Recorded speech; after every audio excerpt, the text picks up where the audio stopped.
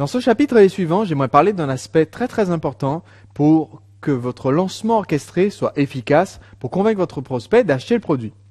Il faut comprendre un élément essentiel de la psychologie de votre prospect. Cet élément, c'est ce qui motive la décision d'achat. Pour un prospect, quel que soit votre produit ou service, la décision d'achat ne naît pas d'un processus à 100% rationnel. Un processus où il suffirait de lui dire « Oui, je vous vends l'Amiga XYZ avec telle capacité, telle puissance » et où le prospect dit « Check, check, check, j'achète ».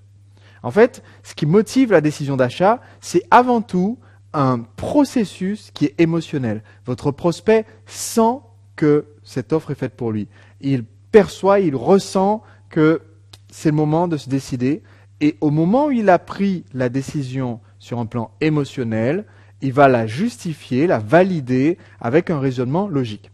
Autrement dit, dans votre message de vente, vous devez avoir les deux. Vous devez avoir l'émotion qui donne l'envie d'acheter, on dit bien une envie d'acheter, et ensuite, vous allez donner à votre prospect également les raisons d'acheter. Parce qu'une fois qu'il s'est convaincu et qu'il est poussé par votre enthousiasme, eh bien maintenant, il est temps de lui dire, ok, non seulement vous êtes motivé, c'est bien, mais en plus vous avez une raison d'être motivé, c'est que X, Y, Z. C'est aussi cette argumentation, cette raison-là, qu'il pourra répéter à sa femme, à son employeur, à ses amis, qui permettent de valider son achat et de se prouver qu'il n'a pas pris une décision complètement folle. Donc avant tout, ce qui est important, puisque vous connaissez bien votre produit, vous connaissez déjà les raisons, la partie rationnelle, ce qui est important, c'est de comprendre ces parties émotionnelles. C'est ce que je vais appeler les leviers émotionnels. Alors, qu'est-ce que c'est que les leviers émotionnels? C'est un ensemble de... On pourrait représenter ça comme étant des interrupteurs, d'accord, qui peuvent être allumés ou éteints, ouverts ou fermés dans l'esprit de votre prospect. Autrement dit, pour avoir sa décision d'achat, on va dire qu'il y a une série comme ça, dans le circuit de pensée, dans l'esprit de votre prospect, il y a une série de moments où vous pouvez influer sur un petit levier et faire en sorte qu'une connexion s'établisse. C'est comme un petit interrupteur que vous pouvez ici fermer pour que le courant passe. Le problème, c'est que si vous n'avez pas tous les leviers émotionnels, il y en a 7 que je vais vous décrire ici, dans la méthode Brio que je vais vous expliquer. Si vous n'avez pas en place tous les leviers émotionnels, eh bien, vous aurez beau réussir à en mettre en place un ou deux, à réussir à faire en sorte que le courant passe, le courant va passer jusque-là chez votre prospect, mais le courant ne va pas aller jusqu'au bout, autrement dit, ne va pas décider l'achat.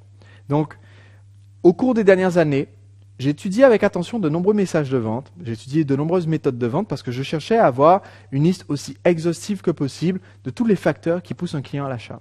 Et en fait, il se trouve qu'il y a plus d'une quarantaine d'interrupteurs émotionnels différents, avec des nuances, des variantes. Il y a plein de petites raisons qui peuvent motiver quelqu'un à aller davantage vers l'achat.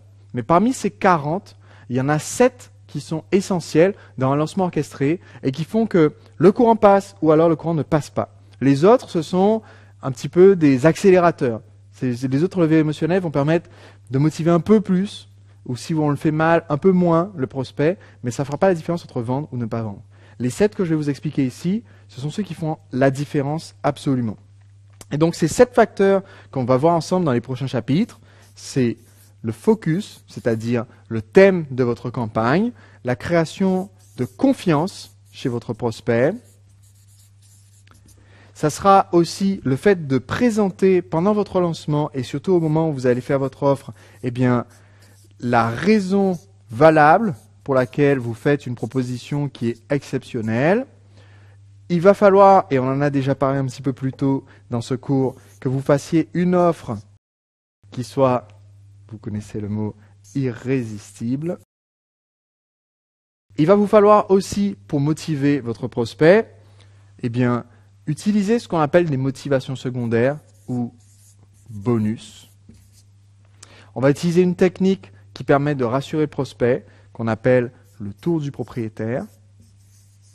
Et enfin, dans tout lancement orchestré, sans exception, il faut que vous utilisiez un terme qu'on n'aime pas trop, mais qui pourtant est très important pour motiver le prospect à passer à l'achat maintenant, qui s'appelle l'urgence.